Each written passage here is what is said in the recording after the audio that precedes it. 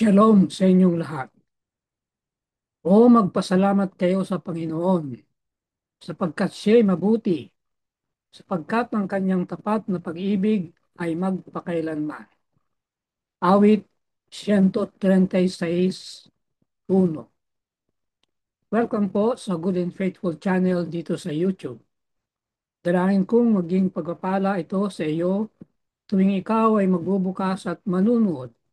Ang pangunahing mapapanood mo ay ang pagtatalakay ng lingguhang pag-aaral ng salita ng Diyos. Minsan-minsan ay madaragdagan ito ng mga serye ng pag-aaral sa iba pang paksa tungkol sa pagiging katiwala ng Diyos. Ang tanong, anong nadarama mo sa presensya ng Diyos? Nakaka-inspire? Exodo. Bago tayo pumalaot ay panalangin muna tayo. At ang ating panalangin ay mula sa Efeso 3:18 at 19 mula sa Filipino Standard Version. Dalangin ko na makaya ninyong arukin kasama ng lahat ng mga banal ang luwang, haba, taas at ilalim at lubos na maunawaan ang pag-ibig ni Kristo ng higit sa kanyang nakayang abutin ng kaalaman upang kayo'y mapuno ng lubos na kapuspusan ng Diyos. Amen.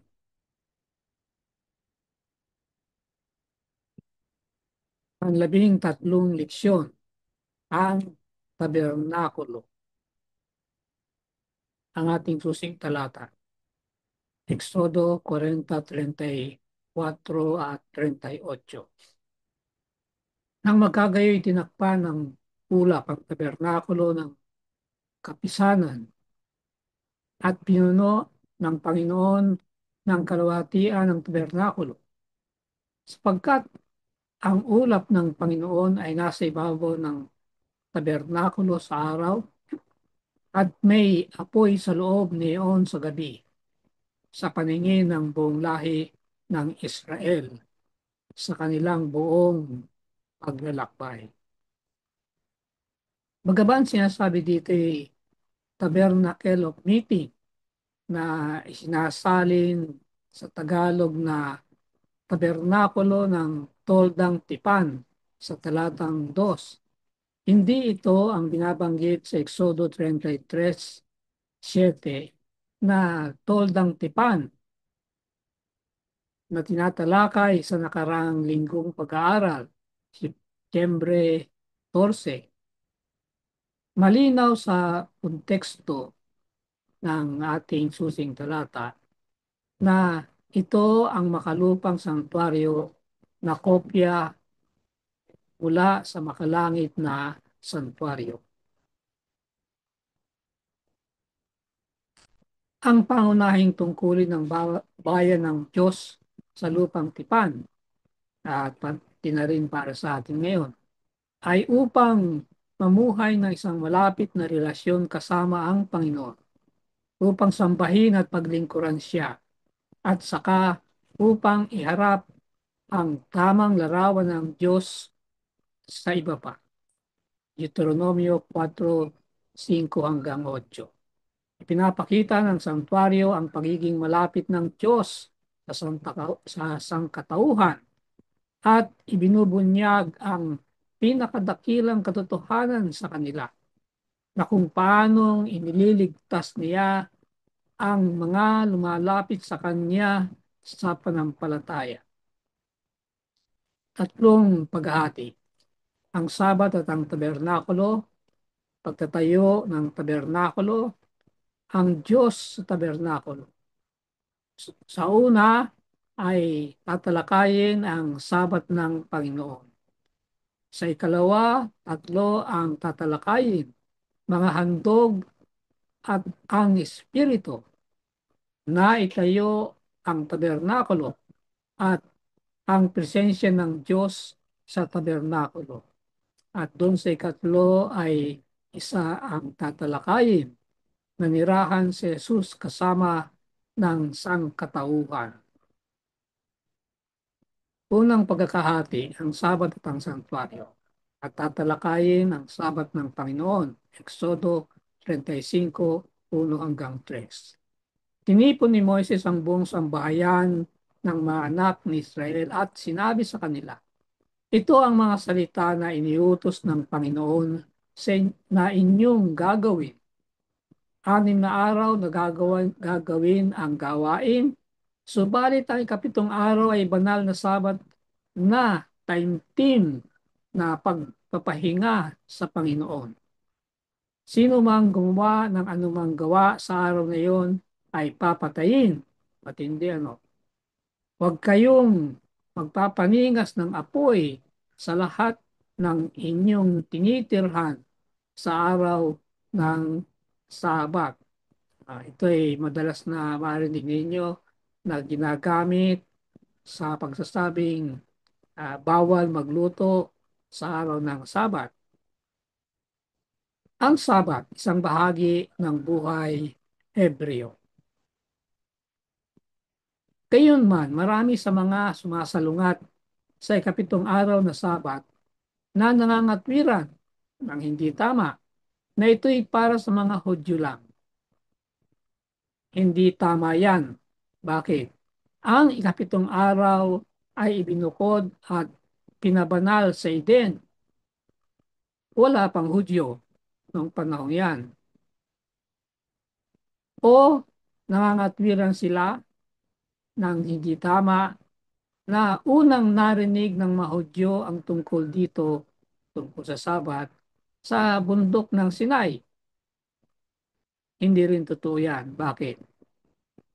Dahil sa panahon ng kanilang paglalakbay patungo sa Sinai, ay itinuro sa kanila ang araw ng Sabat sa paanong paraan ang sistema ng pagpapakain sa kanila ng mana sa ilang sa loob ng apat na halos 40 taon ay nagpatibay sa pangingili ng ikapitong araw ng Sabat.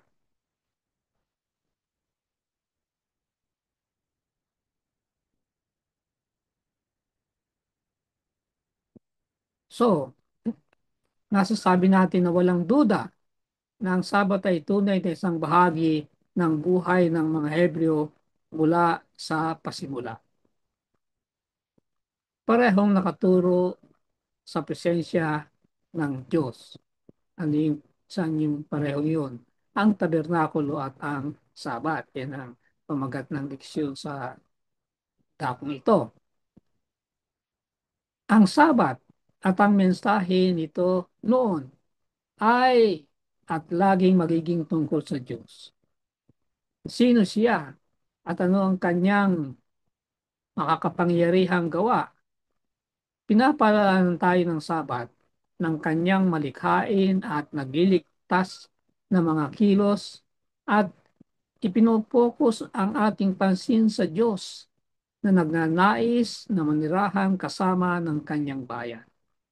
Sa paraang ito, ang Sabat at ang santuario ay nakaturo sa parehong direksyon, ang presensya ng Diyos sa ating mga buhay. Ang diwa ng Sabat. Naghahatid ang Sabat ng lumang tipang iglesia sa isang sari-saring mensahe. Maaaring buurin ang diwa nito sa 5 mahalagang punto. Una, ang Diyos ay ang manlalalang at nagbubukas ang Biblia nitong nakamamangha at pundasyong proklamasyon, Henesis 1:1. Ang malinaw na alaala ng paglalang ng Diyos ay ang Sabat, Henesis 2:2 at 3, at Exodo 28:11 sa 10 utos. Mula sa katotohanan ito, ang Diyos bilang ating manlalalang ay dumadaloy ang lahat ng ibang mga katotohanan ng Biblia. Ikalawa, darating ang Mesyas at nakasentro ang pag-asang ito sa pangako ng Diyos na ang binhi, siya na pagtatagumpayan ang ahas, si Satanas, at magdadala ng tagumpay sa ibabaw ng masama. Katlo, itatatag ng Diyos ang kanyang kaharian at ang Sabat ay patikim nito, yung pagtatatag ng kaharian. Kaapat, nanggagaling ang kaligtasan mula sa Panginoon at nagpapatotoo ang bayan ng Diyos na ang Diyos ay kanilang tagapagligtas at manunubos at na ang kaligtasan ay darating bilang isang bunga ng kanyang biyaya at ng kanyang biyaya lamang. Kalima, ang Diyos ay ang pangwakas na hukom sa lahat ng tao. Yung mga paulit-ulit na sumusuway at tinatanggihan siya ay walang hinaharap. Ngunit buong laya siyang nagbibigay ng walang hanggang buhay sa mga sumusunod sa Kanya. Pangalawang pagkakahati, pagtatayo ng tabernakulo.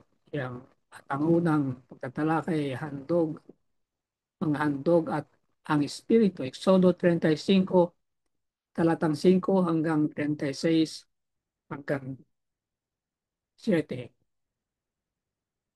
Kumuha kayo sa inyo ng isang handog para sa Panginoon. Sino mang may mapagbigay na puso, ginto, pilak, tanso, lanang asul, kulay ube at pula, mga balat ng tupang lalaki na kinulayan ng pula, mga balat ng kambing at kahoy na akasya. Langis para sa ilaw, mga pabango para sa langis na pambuhos at mga batong onyx. Tinawag ng Panginoon sa pangalan si Bezael. Kanyang pinuspos siya ng Espiritu ng Diyos ng kakayahan, katalinuhan, kaalaman at kahusayan sa lahat ng sari-saring gawain. Dito sa binasa nating talatang ito, makikita natin ang paglalaan ng Panginoon sa pangangailangan ng mga kagamitan sa pagtatayo. Hindi lang yon, ang pangangailangan ng kaalaman para sa mga pagtatayo, mga gagawa ng mga materyales. At sinabi kay Moses, ang bayan ay nagdadala ng higit kaysa kailangan. Kaya't si Moses ay nagbigay ng utos. Huwag nang gumawa ang lalaki o babae man ng anumang higit pa para sa handog. Sabihin ay ah, tama na ang pagbibigay. Kaya pinigilan ng taong bayan sa pagdadala. Pagkat sapat na sa paggawa ng lahat ng gawain at higit pa, hindi lang sapat, sobra. Napakagandang larawan ng uri ng pagbibigay sa pangangailangan ng gawain ng Diyos at sa pagtulong sa kapwa. Mga panustos para sa gusali at mga serbisyo. Isang kasaganaan ng iba't ibang mamahaling materyales ay kailangan upang itayo ang tabernakulo at nagawa ito sa pamagitan ng saganang mga donasyon mula sa bayan ng Diyos na nagbigay mula sa ibuturan ng kanilang mga puso, maluwag sa loob at may katuwaan. Nagbigay sila ng ginto, pilak, bronse, pinong lino, mamahaling mga bato, kakaibang mga tela, akasyang kahoy, langis ng olibo, mga pampalasa, at marami pang kailangang mga bagay. Nagabuloy din ang taong bayan ng kanilang trabaho dahil maraming tiyak na mga bagay na kailangan upang mabuo sa pamagitan ng kanilang artistiko at masigasig na gawa sa tolda at muebles nito. At saka, kinakailangan maghabi ang mga mananahi ng mga pananamit para sa mga pari na maglilingkod sa tabernakulo at para sa punong pari na ang napaka-detalyadong pananamit ay kabilang ang isang pektoral at turbante. Yung mga susuot na damit ng mga maglilingkod sa tabernakulo ay ang detalye niyan ay binigay mismo ng Diyos. Saganang pagbibigay. Masaganang biniyayaan ng Diyos ang mga Israelita sa pamagitan ng mga regalo na binigay ng mga Ehipsyo sa kanila sa pag-alis nila mula sa Ehipto. Wala naman silang ganung talagang mga nasa kamay nila pagkat sila ay mga alipin sa habang panahon sa Ehipto. Ngunit napag-aralan natin na bago sila umalis, ay inatasan silang humingi sa mga taga-Ehipto at sa takot ng mga taga-Ehipto ay nagbigay sila ng napakarami. Ang samsam ay ganoon na lamang marami. Kaya marami silang hawak at maunawaan natin ngayon na ang isang dahilan na ginawa ito, utos na ito ng Panginoon ay tungo sa pag, pangangailangan ng itatayong sanktuaryo.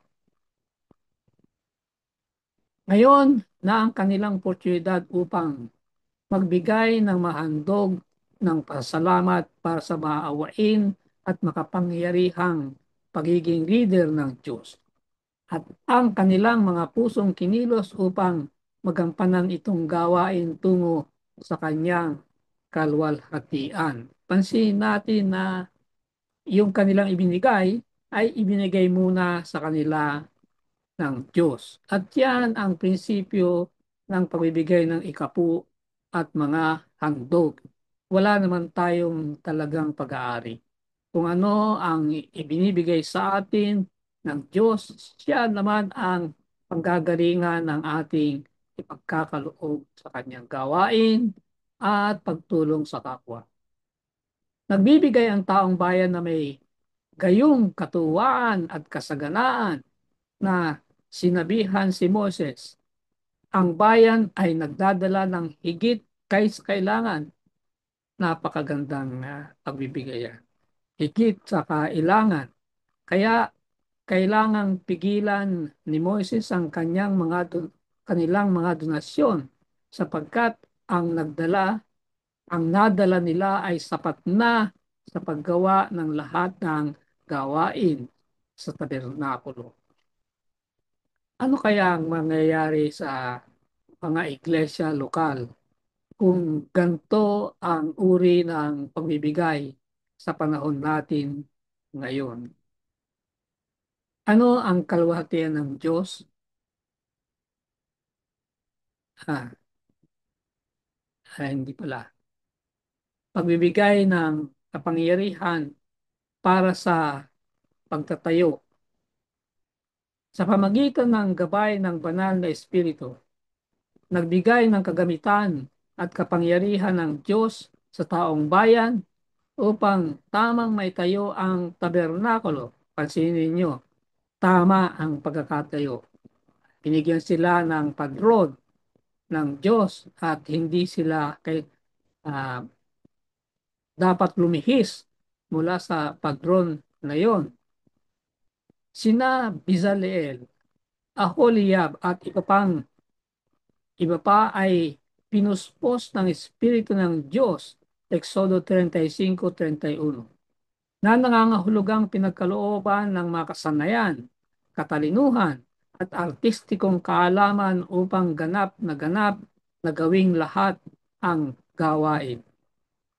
Ito'y isang napakalaking proyekto. Basahin ninyo ang uh, detalye ng gagawin at mamangha kayo sa laki ng at ang kailangang tamang-tamang malikha ayon sa modelong ipinakita ng Diyos kay Moises. Makabuluhan ang kaloob ng banal na espiritu ay nakaugnay sa iba't ibang mga abilidad at kasanayan na kailangang magamit sa pagpatayo ng tabernakulo. Ang mga taong piniling ito ay meron ng mga talento sa paggawa. Ngunit ang pangangailangan sa paggawa sa templo ay hihigit sa kanilang kaalaman. Kaya naroon ang kaloob ng banal na espiritu na pagiging dapatin ang kanilang mga kaalaman at higit pa upang matupad nila ang iniuutos sa kanila. Ang maging napuspos ng espiritu ay hindi isang mahiwagang proseso at hindi nangangahulugan na natatanging espiritual na ang puwersa ay nasa loob ng mga tao. Sorry. Upang isulong ang kapakanan ng Diyos at tuparin ang kanyang misyon, binigyan ng kapangyarihan ng Diyos ang kanyang mga tagasunod upang magampanan ang kanyang mga layunin at upang mabuting magawa ito. Kasi nyo, hindi lang para magawa, kundi para magawa ito ng mabuti. Ito ay isang pangako sa sino mang taong tatawagin at tutugon sa gawain ng Diyos. Sa kanyang pagtawag sa tao ay merong kabuntot na kapangyarihan upang ang taong tinawag ay magagampanan ang pagkakatawag sa kanya. Pangalawang pagtatalakay, naitayo ang sanctuary. Exodo 39, andyan ang katalata. Kayo natapos ang lahat ng paggawa sa tabernakulo at kanilang dinala ang tabernakulo kay Moises. Ayon sa lahat ng inutos ng Panginoon kay Moses, gayon ginawa ng mga anak ng Israel. At nakita ni Moses ang lahat ng gawain na kanilang ginawa iyon. Kung paanong iniutos ng Panginoon ay gayon nila ginawa. At binasbasan sila ni Moises. Mariin din ang leksyon dito. Pag tayo'y gumawa, hindi ang ating gusto ang masusunod. Ang gusto ng nagpapagawa ang dapat na masunod. Nangangahulugan niya na habang gumagawa tayo sa anumang ipinagagawa sa atin, ay patuloy na handa tayong makatanggap ng mga instruksyon, tagubilin, paano gagawin. Ibinigay ang detalyadong mga tagubilin sa pagtatayo. Kung ingat na tinayo ang tabernakulo at ang mga tagubiling tinanggap sa bundok ng Sinai ay masikap na ipinatupad. Ang biblikal na talata ay isinaisa. Una, ang tabernakulo kasama ng iba't ibang mga tela, kortina at bahagi.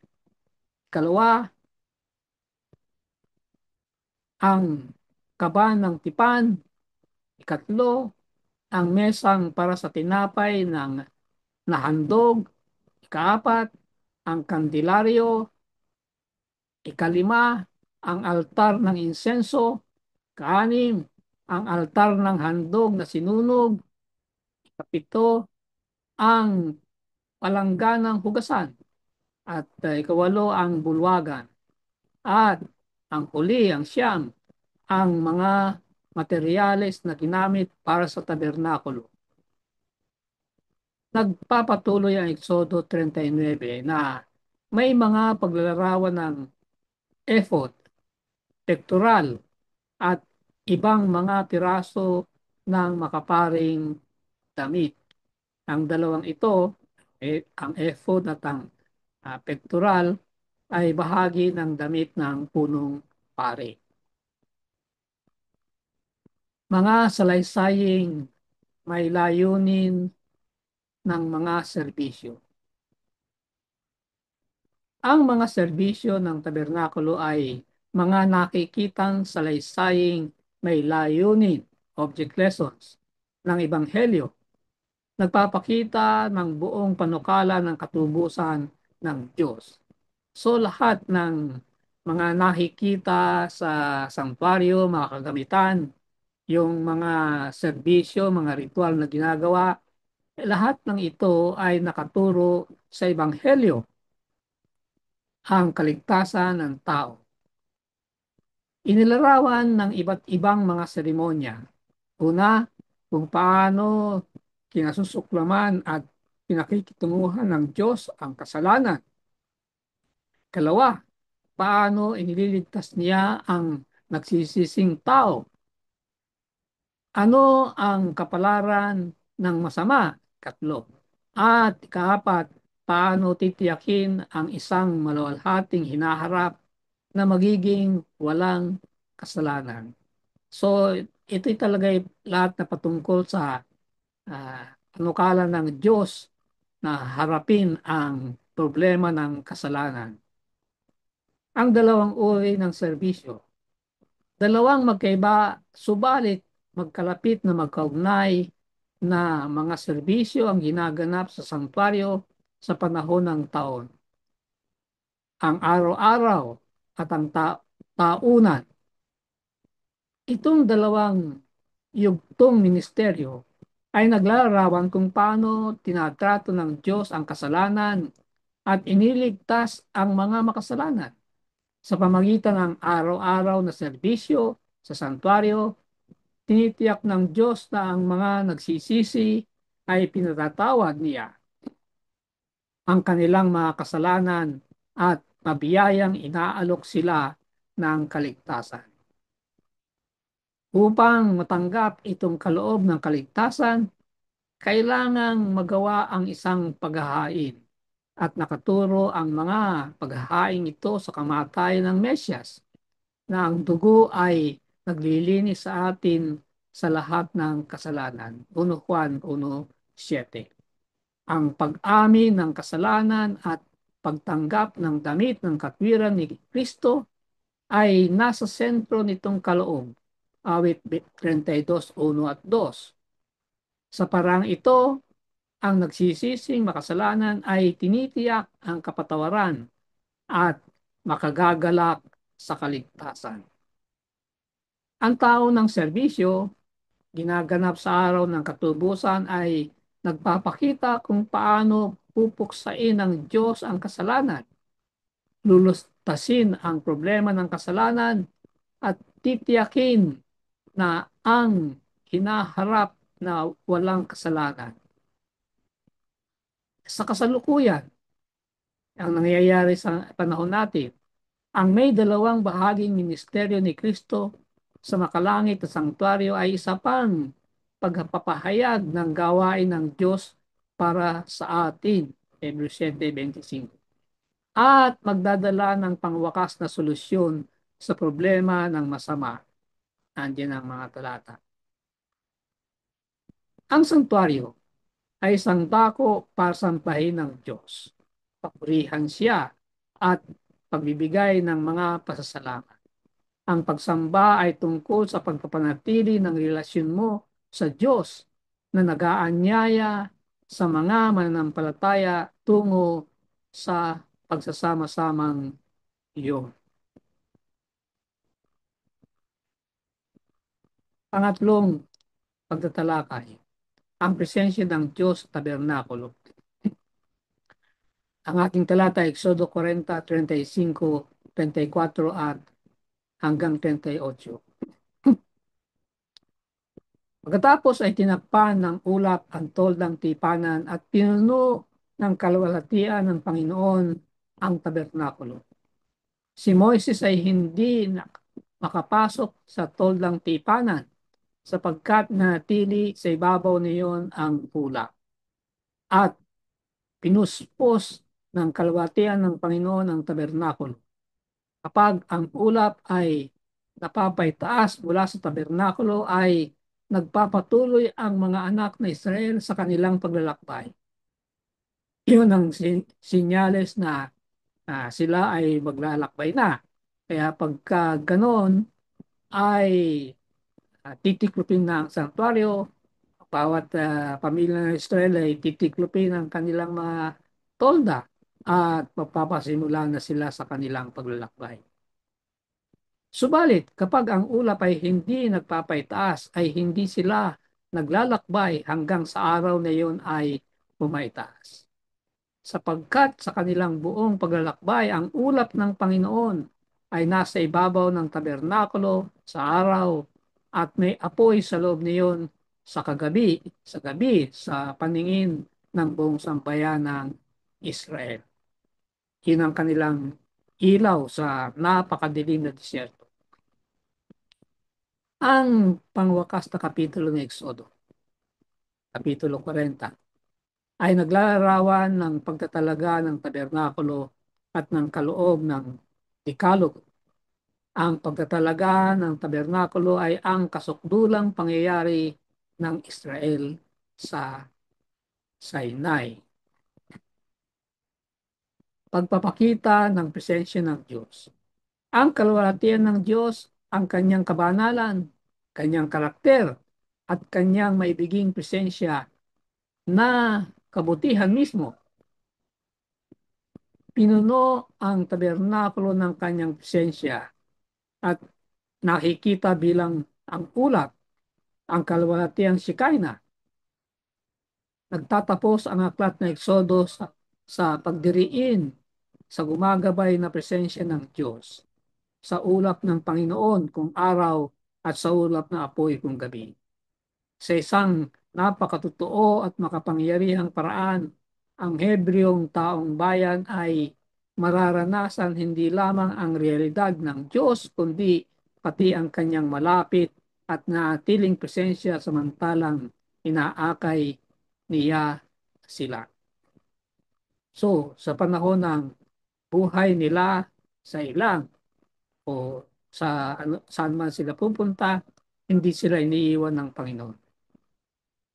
May panahon siyempre na kapag ka sila ay sumusuway, ang presensya ng Diyos ay umaalis sa kanilang kalagitnaan. Serbisyo ng pagtatalaga sa inaugurasyon. Isinaayos ni Moises ang tabernakulo sa unang araw ng unang buwan sa ikalawang taon.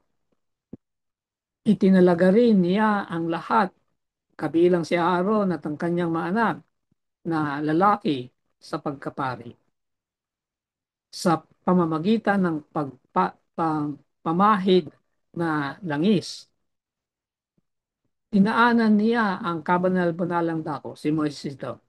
Ang banal na dako at ang bulwagan, itinalaga ang lahat sa Panginoon.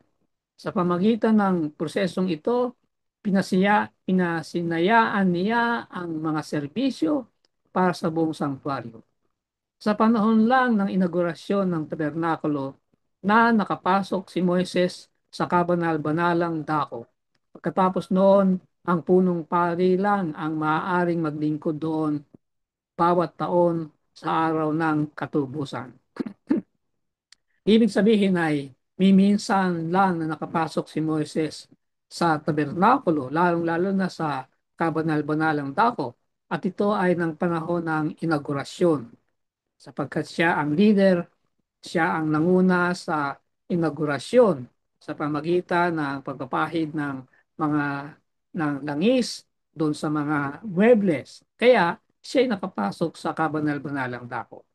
At hindi siya mamamatay sapagkat sa panahong ito ng inaugurasyon, wala pa ang Shekinah sa kabanal-banalang dako. Pagkatapos niyan, hindi na siya pumasok muli sa tabernakulo sapagkat ang inatasan sa gawain yan ay ang punong pari at yun ay si Aaron. Tatlong pagkakataon ng isang natapos na gawain. Sa tatlong mga pagkakataon, inihahayag ng biblikal na talata na ang gawain ay natapos. Una, sa katapusan ng linggo ng paglalakbay. Binibigyan ng Diyos ang pagtatapos ng kanyang malikhaing mga gawa. Ikalawa, Sa pagtatapos ng tabernakulo, idineklara ang biblikal na talata, natapos ni Moises ang lahat. At ikatlo, inihayag din nito ang nang natapos ni Solomon ang gawain sa templo. So sa tatlong okasyong ito, una sa paglalang at ikalawa at ikatlo ay patungkol sa pagtatapos ng pagtatayo ng sanktuaryo sa ilang at sa templo sa panahon ni Haring Solomon. Ang koneksyong ito sa pagitan ng paglalang at sanktuaryo ng Israel ay nakaturo sa kosmikong sukat, ang panahon kapag ang Panginoon ay nananahan kasama ang mga natubos sa bagong lupa, sa bagong Jerusalem, na ang tabernakulo ng Diyos. Ano ba ang ibig sabihin nito? Na ang bagong Jerusalem ay ang tabernakulo ng Diyos. Ang pagpuno ng Diyos sa tabernakulo ng kanyang presensya ay ang dakilang sukdulan sa mga pangyayari na nagpasimula sa kapanganakan ni Moises at nagpatuloy sa pagkatalo ng mga Ehipsyanong Diyos sa panahon ng Sampung Salot, sa pagtakas mula sa Ehipto at sa pagkatalo ng Ehipsyanong army at sa wakas sa kapahayagan ng Diyos sa bundok ng Sinai. Pangatlong pagkakahati, ang Diyos sa tabernakulo. Tatalakayin ang naninirahan si Jesus kasama ang sangkatauhan. Apokalipsis 21:1-3. At nakita ko ang isang bagong langit at ang isang bagong lupa sapagkat ang unang langit at ang unang lupa ay lumipas na at ang dagat ay wala na. Nakita ko ang banal na lungsod, ang bagong Jerusalem, na bumababa mula sa langit buhat sa Diyos. At nakahanda na gaya ng isang babaeng ikakasal na nagagayakan para sa kanyang asawa. At narinig ko ang isang malakas na tinig mula sa trono, sorry, na nagsasabi, masdan ninyo ang tabernakulo ng Diyos ay nasa mga tao. Siya'y naninirahan kasama nila at sila'y magiging bayan niya. Ang Diyos mismo ay makakasama natin at siya'y magiging Diyos natin sa kanyang pagkakatawang tao. Ang pagkakatawang tao ni Jesus ay isang himala, pati na rin bilang isang eksklusibong siyensya na pag-aaralan ng natubos sa buong walang hanggan. Inihahayag ni Apostol Juan na si Kristo sa pagkuha ng kanyang sarili sa ating katawan, nagbunyag na nanirahan siya sa atin sa isang tiyak na paraan. Narito si Jesus sa laman, kahawig ng Diyos ng lumang tipan, na tumahan kasama ng mga Israelita sa tabernakulo sa Sinai at sa ilang samantalang naglalakbay sila tungo sa lupang pangako. Sa panahon ng kanyang pagkakatawang tao, nanirahan si Jesus kasama ang sangkatauhan. Ano ngang isang hindi maaarok na pagpaparaya. Ang walang hanggang Diyos ay bumaba sa atin bilang isa sa atin upang tiyakin sa atin na siya ay tunay na Emmanuel, kasama natin ang Diyos. Ang pangakong presensya ni Kristo. Sa Mateo 18:20, sinasabi ni Jesus na kung dalawa o tatlong nagtitipon sa kanyang pangalan, siya isa sa gitna nila. Si Kristo ay kasama ng kanyang bayan sa pamagitan ng presensya ng banal na Espiritu. Inaanyayahan ni Kristo ang kanyang mga tagasunod upang maging nasa malapit na relasyon kasama niya. Sinasabi sa Apokalipsis 3:20, makinig ka, ako'y nakatayo sa may pintuan at kumakatok. Kung diringgin ng sino man ang aking tinig at buksan ang pinto, ako'y papasok sa kanya at kakain kasalo niya at siya'y kasalo ko. Larawan ng malapit na relasyon. Ang presensya ng Diyos sa buong walang hanggan. Bababa ang bagong Jerusalem mula sa langit patungo sa lupa at naghahayag. Masdan ninyo ang tabernakulo ng Diyos ay nasa mga tao. Siya'y maninirahan kasama nila at siya'y magiging bayan niya.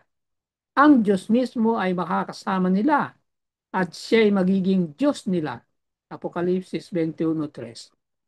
Walang templo sa bagong Jerusalem, talatang 22, dahil ang buong lungsod ay ang templo, ang sanktuaryo ng Diyos. Malinaw yan. Ang buong lungsod, yan ang sanktuaryo. Ang buong lungsod, ang templo, ang buong lungsod, ang trono ng Diyos. Kaya nasa nasa bagong Jerusalem siya, naninirahan kasama ng mga maliligtas. Ang haba, lapad at taas ng lungsod ay kasukat, talatang 16, kaya ng sa kabanal-banalang dako ng santuario na nasa ubis ng isang kubiko. Ang lahat ng panig ay kasukat. Para sa walang hanggan, sa isang sanlibutan na walang kasalanan, kamatayan, pagdurusa, maninirahan tayo sa pinakamalapit na presensya ng ating Diyos sapagkat tatahan siya sa ating kalagitnaan. Kaya sa paglilingkod ng tabernakulo at ng templo na pagkatapos ay kumuha ng lugar nito, naturuan ng mga taong bayan bawat araw ng dakilang mga katotohanan kaugnay sa kamatayan at paglilingkod ni Kristo. At minsan, bawat taon, ang kanilang pag-iisip ay nadala pasulong sa nagsasarang mga pangyayari ng malaking tunggalian sa pagitan ni Kristo at Satanas. Ang pangwakas na paglilinis ng sansinukob mula sa kasalanan at mga makasalanan. At napakabuti kung magkagayon na sa karanasan natin dito sa lupa, lalong-lalo na yung mga pait na kasalanan, na karanasan, ay titingin tayo sa mundo ng katapusan ng kasaysayan ng sanlibutan pagkatapos ng milenyo sa pagwawakas ng kasalanan at ng problemang dala-dala ito. Amen at amen. Ang dalahin ko para sa iyo. Sa ngalan ng ating Panginoong Yesus, siya na nanirahan kasama ng sangkatauhan. Dalahin ko ang kanyang presensya sa iyong puso ay kikilusin ka upang sambahin at paglingkuran siya na madamdaming umiibig sa iyo. Amen. Sumayin niyo ang Good and Faithful channel dito sa YouTube. Ako'y patuloy na nagpapasalamat sa mga taong tumutulong na makarating ito sa kaalaman ng marami pa. Pagpalain nawa sila ng Diyos. Malaki ang iyong magiging bahagi sa ministeryong ito kung ikaw ay magsusubscribe, kung hindi pa. At kung naging pagpapala ito sa iyo ay mag-share at mag-like. I-click na rin ang notification bell upang kaagad ay malaman mo kapag may bagong video. Ang PowerPoint presentation ay makukuha rin kapag hiningi sa aking messenger account. Yeah. Maraming salamat. Magkita tayo sa susunod na linggo.